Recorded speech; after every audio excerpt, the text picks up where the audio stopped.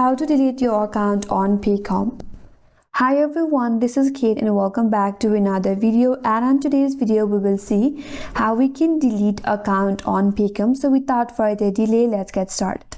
First of all, open up your preferred browser and in the search bar type in paycom.com. And on Paycom, deleting your account involves specific steps because the platform does not offer the direct option for account deletion through its user interface. So here is how you can delete.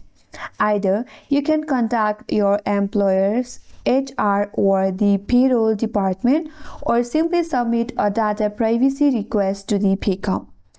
So if you want to contact your employee HR or payroll department, you can reach out to them to request the deactivation or deletion of your account. And in case if you're not able to resolve issue to your employer, you can submit a data privacy request directly to Paycom. So once you land on its official website, head over the top right and there is contact option, click on it. So from here, scroll down and here you can select your location. Click on it.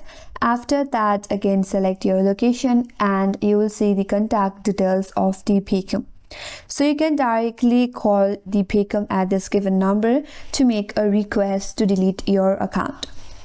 After that, provide all the necessary details specifying why you want to delete your account and all of your personal data along with your identity verification.